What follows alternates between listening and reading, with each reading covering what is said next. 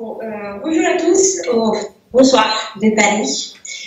D'abord, je voudrais remercier Sarah pour l'invitation et aussi pour la mise en place de cette vidéoconférence. Donc, merci.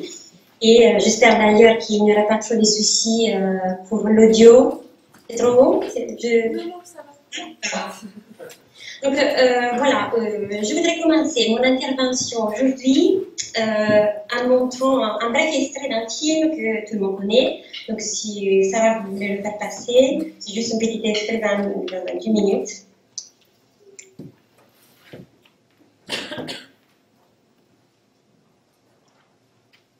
C'est arrivé?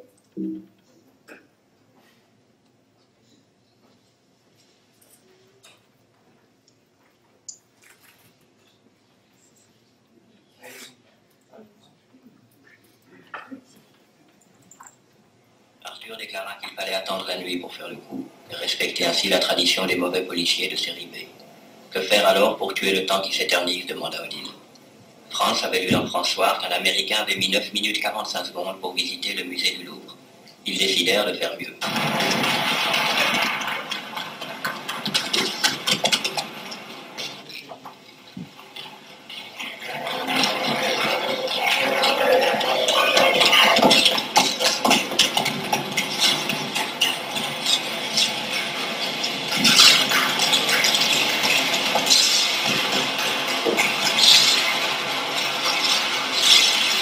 En 9 minutes 43 secondes, Arthur, Odile et France avaient battu le record établi par Jimmy Johnson de San Francisco. Bien. Bien que même aujourd'hui, dans une situation normale, courir dans un musée ne soit pas un comportement admis, il existe cependant des possibilités, des situations pour revenir sur ces limitations. Dans un contexte général qui me permettrait de passer sur certaines problématiques complexes, nous pouvons dire que l'approche muséographique actuelle va de plus en plus vers le croisement des arts, visuels, disons. Du Maxi de Rome au Centre Pompidou de Paris, en passant par la Tate Gallery de Londres, juste pour citer quelques exemples, des sortes de formes de métissage et de négociation entre art contemporain, espace muséal et performing arts, c'est-à-dire dans la plupart des cas danse, performance et théâtre, eh bien, des formes de métissage se traduisent avec la mise en scène d'expositions chorégraphiées ou de chorégraphies exposées. Pour ne compliquer pas les choses, je me limiterai ici à évoquer certains exemples relatifs à la danse contemporaine exposée à l'intérieur d'espaces d'exposition contemporains, où la danse n'est pas exposée comme un sujet d'étude dans un contexte expographique conventionnel, mais la danse devient dispositif même de sa mise en monstration. En tout cas, il s'agit d'une sorte, on peut dire en fait, de migration de la boîte noire au white cube, vécue par les lecteurs dansants, qui se voient ainsi exposés dans le cadre de propositions muséographiques. Ces situations, en mettant en relief la dynamique de l'instant et de la durée de l'expérience, bouleversent le rapport à la temporalité et à la spatialité muséographique proposée au public. Organisées dans et par des lieux pour l'art, c'est-à-dire musées, galeries, centres d'art, fondations, etc., ces propositions chorégraphiées deviennent elles-mêmes le théâtre pour la mise en discussion de certains concepts clés, tels que, par exemple, la notion de objectivation du corps, de la transmission documentaire ou d'archivage de l'éphémère, ou encore de l'actuelle politique événementielle qu'on pourrait définir vivante.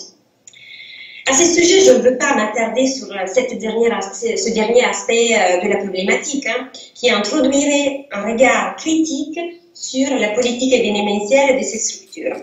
Toutefois, je ne veux pas non plus le mettre. Ainsi, juste pour n'effleurer que quelques questionnements, il nous suffit de penser aux espaces d'exposition aujourd'hui comme à des espaces de sociabilité qui doivent garantir aux visiteurs la jouissance d'expériences spécifiques. Donc, Dominique Poulot, François Mérès, Daniel Jacobi et bien d'autres théoriciens nous ont habitués à voir le musée comme une instance administrative, comme une institution d'abord économique et ensuite culturelle, qui a au cœur son public. Cela dit, nous pourrions voir dans l'exposition de la danse au musée une forme d'instrumentalisation des arts vivants par l'institution artistique. Bien évidemment, on pourrait aussi étudier la question du point de vue opposé, c'est-à-dire du point de vue de la danse, qui cherche peut-être d'autres espaces pour expérimenter une esthétique alternative qui, évidemment, remonte bien avant avec, par exemple, Trisha Brown, juste pour ne citer que la maîtresse de cette alternativité chorégraphique. En revanche, si l'on veut rester dans le côté muséographique de la problématique, nous pourrions, dans ce cas, parler d'attitude expographique. Une attitude expographique nouvelle qui exploite l'interdisciplinaire pour proposer des expériences esthétiques nouvelles. Bien sûr, nous pourrions parler de cela, mais en fait, il ne faut pas non plus oublier que le musée est tout d'abord un endroit où sont renfermées des choses qui ont un rapport immédiat aux arts et aux muses.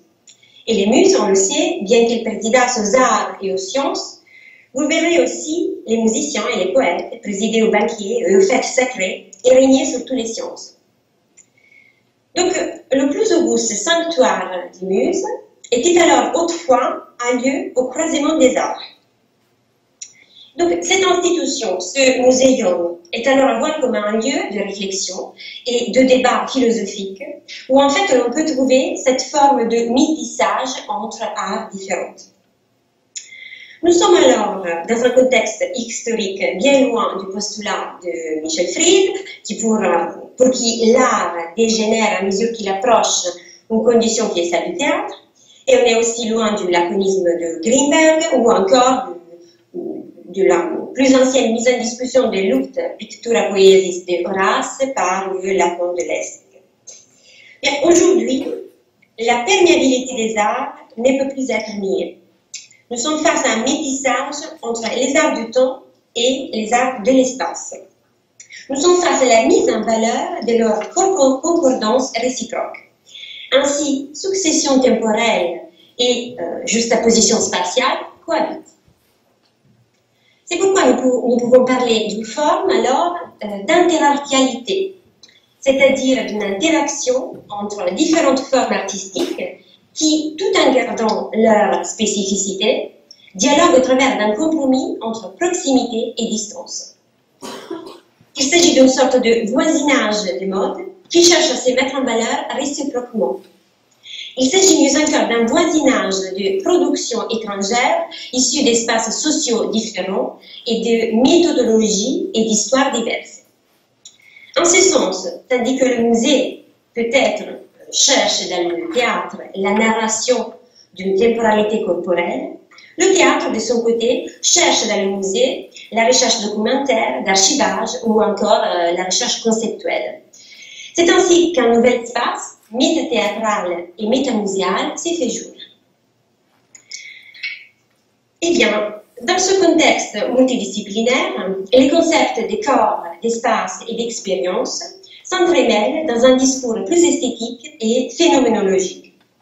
Notamment, le corps du spectateur s'est fait l'objet d'une transformation implicite qui le voit devenir, selon les contextes et les objectifs muséographiques, bien évidemment, ce corps du spectateur qui devient sujet, dispositif et aussi obstacle, parfois, de la proposition artistique. Aujourd'hui, nous avons des dizaines et dizaines d'exemples où la danse a été intégrée à l'intérieur d'une programmation expographique. Au-delà de l'intervention dans des lieux alternatifs au théâtre, pensons à toute une série de propositions dansées réalisées à l'intérieur d'un musée d'art. Pensons par exemple à l'intervention de Anna-Theresa de Kismaker au Centre Pompidou, c'était en avril dernier, en 2016, où la chorégraphe a conçu un spectacle de 9 heures par jour, joué par les danseurs du groupe Rosas. Pendant 16 heures, les danseurs couraient et marchaient sous la musique de Gérard Guretti et suivaient des trajets géométriques et circulaires qu'ils traçaient sur le sol. Ainsi, musiciens, danseurs et spectateurs ont partagé l'espace de la galerie sud du concours, sans raison réciproque. Un autre exemple est celui de Boris Chalmers, qui a exposé au musée de la danse, son musée de la danse, à la Tate Gallery de Londres en 2015 et aussi au MoMA en 2013. Dans le cas londonien, pendant 2 jours, 90 danseurs ont envahi l'espace de la Turbine Hall de la Tate Gallery. Et dans l'espace de 48 heures pendant lesquelles la Tate Gallery est restée ouverte, ces danseurs ont proposé des performances de danse, des ballets, des échauffements au public, qui a pu enfin participer en devinant ainsi le sujet implicite de cette proposition. Ensuite, juste pour souligner un autre exemple, nous avons l'intervention de Sacha Valls au Maxi de Rome et aussi au New Museum de Berlin. C'était en 2009. Et cette chorégraphe berlinoise a créé des spectacles de danse simultanés en proposant au public une première exploration de l'espace muséal. À la fois pour le Maxi de Rome bâti par Zaha Hadid en 2009 et pour le New Museum restauré par David Copperfield, les chorégraphies de Sacha Valls ont inauguré la réouverture de ces espaces, qui pour l'occasion ont été exposés vides, c'est-à-dire sans aucune œuvre traditionnelle installée. Dans les 2 cas, la particularité proposée par Valls se trouve dans la conception de l'architecture du lieu comme une scène théâtrale. Donc, en voyant l'espace comme la communion entre son architecture et l'usage que nous en faisons, Valls a proposé une forme de dialectique architecturale entre les corps œuvres des danseurs et les corps spectateurs. Chez Valls, le corps s'est fait porteur du message architectural. Les formes courbes des parois, les lignes obliques, l'horizontalité et la verticalité du musée ont été ainsi sublimées grâce au mouvement des danseurs, en créant ainsi un chevauchement entre architecture et corps. Conçu comme une exposition en mouvement où le spectacle se déplaçait, où le spectateur se déplaçait avec les œuvres et le corps, cette performance dansée a été construite selon un jeu de stations simultanées que le public pouvait découvrir individuellement. Alors, il s'est agi d'une sorte d'expérience architecturale et phénoménologique où le public était vraiment libre de se confronter avec les corps des danseurs, pouvait choisir sa perspective personnelle, pouvait aussi créer son propre schéma pédagogique et de connaissances. Il était enfin, le spectateur, libre d'écrire et de lire sa propre exposition personnelle. Un autre exemple qu'on peut citer est représenté par la mise en œuvre d'une exposition chorégraphiée conçue par Matthew Copeland au Centre d'art de la Ferme du Buisson en 2008. Dans ce cas, il s'agit d'une exposition composée par des mouvements interprétés par 3 acteurs, 3 danseurs du Club des 5. Et elle s'est déployée sur presque 2 mois, 6 heures par jour.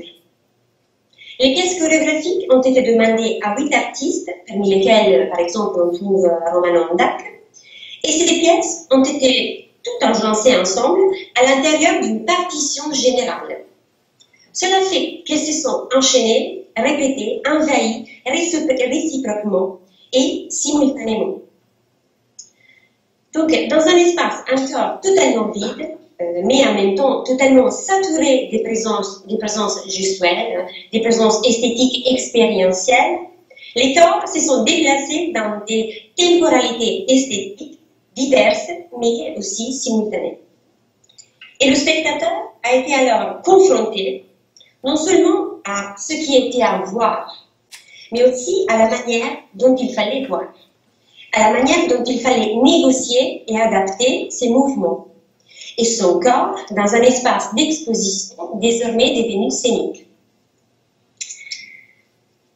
Bien, je pourrais continuer encore avec la liste d'expositions dansées performées, avec d'autres exemples, tels que l'exposition Simon Forti, Fitting with the Body au musée de Salzbourg, l'exposition Yvonne Rainer Body Space Language au musée Ludwig, et Move Choreographing You à la Hague Gallery. Où en fait, dans ce cas, le croisement, le métissage entre performance et art vivant et visuel est encore plus flou. Le nouveau festival du Son Pompidou est par la suite un autre exemple, tout comme le projet du Disturb du Palais de Tokyo, l'année de Tino Sehgal au Stedelijk Museum, ou encore le projet Dancing Museum qui, en avril dernier, a envahi les espaces du Louvre, dans le cadre d'un projet européen né de la collaboration des chorégraphes, danseurs, vidéastes, qui, pendant 2 ans, ont proposé des œuvres chorégraphiques dans des musées européens. Dans ce cas, il ne s'agit pas, alors, dans le cas du Louvre, par exemple, il ne s'agit pas d'expérimenter l'espace comme cela a été le cas pour Sacha Valls au Maxi. Mais il s'agit plutôt d'exploiter le corps qui danse, le corps danseur, comme un dispositif de mise en relief de l'œuvre d'art, de l'objet artistique exposé au Louvre. Ainsi, ce projet a essayé de mettre en lumière d'autres modalités de lecture esthétique et d'expérience muséographique. En tout cas, si on veut essayer un peu de résumer, parmi tous ces exemples, ce qu'on doit peut-être souligner, ce sont les concepts de franchissement des frontières, d'objectivation du corps et d'expérience esthétique. Je parle de franchissement des frontières car le seuil entre l'espace sacralisé de l'art et de la scène et l'espace privé du spectateur est ici franchi. Cette ligne frontalière qui a presque toujours fait du spectateur l'individu passif, dont Suzanne avait parlé à propos du spectateur cinématographique, eh bien cette ligne, cette marge disparaît partiellement en donnant l'illusion au spectateur d'avoir acquis une condition émancipée. Dans ce type de proposition, ce qui change, c'est alors le point de vue. C'est le rapport à l'espace de la part et du spectateur et de l'acteur danseur. Cela dit, la frontalité est le lieu propre défini par la structure du théâtre, aussi bien que la posture monoculaire de la Renaissance, qui nous bloquait en fait dans un point précis dans l'espace pour contempler l'œuvre, eh bien tout ça disparaît pour laisser la place à une expérience personnelle et multidirectionnelle. Il se manifeste alors une sorte de parallaxe, un parallaxe qui démultiplie les chemins et les points de vue à partir desquels expérimenter la vision. Et ce faisant, le spectateur se voit ainsi activé à l'intérieur d'une polyvalence perceptive. Le spectateur se voit impliqué dans le spectacle, impliqué dans l'exposition. L'individu, alors, observe et en observant, participe à l'exposition. Et son observation devient ainsi un exercice de création esthétique. Pour mieux comprendre et essayer d'expliciter un peu cette dernière réflexion, prenons 3 exemples. Sacha Valls au Maxi, Boris Charmat à la Tate et Anna-Teresa de Kismaker au Beaubourg. Dans ces 3 cas, le spectateur s'est vu interpellé de manière diverse. Si, dans le cas du musée italien, les corps des spectateurs suivaient les corps dansants tout en recréant des scènes temporaires et éphémères à l'intérieur d'un musée totalement vide, pour le cas du musée de la danse de Boris Charmat, le public a été en fait le sujet même de cette proposition chorégraphiée. Il dansait en suivant les indications de Charmat. Mais dans ce cas, peut-être qu'on doit se focaliser non tant sur le public performeur, c'est-à-dire celui qui était conscient de ce qu'il était en train de faire, mais il faudrait plus se focaliser sur le public qui, en rentrant au musée par l'accès de la Turbinole, voyait un espace normalement dédié aux grandes installations contemporaines, eh bien, le voyait changer, étant devenu presque une sorte de salle de danse. Alors, la plupart des gens se mettaient aux marges de cet espace en recréant une sorte de scène circulaire et en contemplant des corps qui dansaient et qui finalement devenaient leur soumise au regard. Enfin, dans le cas de Anna-Teresa de Kismaker au Beaubourg, le spectateur, pouvant s'asseoir par terre, pouvant flâner dans l'espace pendant que les danseurs dansaient, ou pouvant rester debout sans bouger, a participé implicitement à cette forme d'exhibition. Et dans ce cas, il est devenu, le spectateur, alors une sorte d'obstacle qui en fait empêchait physiquement les danseurs de suivre leur trajectoire. Le spectateur est devenu un objet faisant partie de l'espace d'exposition, faisant partie de la scène. Voyons alors l'individu, l'observateur, comme un élément aléatoire, comme une variable qui peut participer activement à la pièce. En ce sens, il devient l'accident déclencheur de l'inconscient. Donc, si l'on veut résumer, dans ces propositions artistiques, le rôle de l'individu varie selon le degré d'intégration proposé par la danse. Il peut jouer le rôle d'un objet, d'un obstacle intégré à la proposition artistique, mais peut aussi partager le même espace scénique des acteurs, en devenant ainsi le spectateur pasolinien qui monte sur scène pour intervenir dans l'action théâtrale. Et en effet, le spectateur se voit immergé dans un espace nouveau, démocratique, où il n'y a pas une véritable distinction statutaire ou hiérarchique. Il s'agit ainsi d'un espace temporellement hybride qui devient scène grâce au cœur du spectateur qui n'en délimite les confins éphémères. En revanche, analysé dans notre point de vue, c'est aussi le mouvement performatif des danseurs qui permet de reconnaître l'espace spectaculaire. L'appréhension des gestes dansés donne alors au spectateur les moyens pour élaborer sa position et se repérer dans un espace qui est devenu autre. Ainsi, l'individu, tel un nomade, chorégraphie sa position sur la scène en partageant et en négociant avec les corps des danseurs un espace où il doit à chaque instant se repositionner. En revanche, quand le spectateur se déplace librement dans l'espace, il ne chorégraphie pas seulement sa position sur la scène, mais il chorégraphie aussi l'acte même de l'observation. Et cela ne fait que remettre en question les modalités de vision, d'expérience et de lecture muséographique contemporaine. C'est ainsi qu'on doit peut-être repenser et reformuler la notion de corps public et de son rapport à l'œuvre et aussi à son objectivation esthétique. Donc, pour arriver rapidement à la fin de cette communication, qui en revanche n'est pas la fin du questionnement seulement esquissé, l'introduction de la danse et plus en général des arts vivants au musée nécessite de nouvelles formes de spectateurs, capables d'opérer un rapprochement entre deux régimes esthétiques, de la présentation et de la représentation. Dans un contexte qui nécessite la reformulation des concepts fondamentaux, il en résulte que, tandis que l'exposition devient une forme d'exercice spectaculaire, instantané et événementiel, la notion de théâtralité se fait dispositif et médium pour une nouvelle configuration de l'expérience artistique.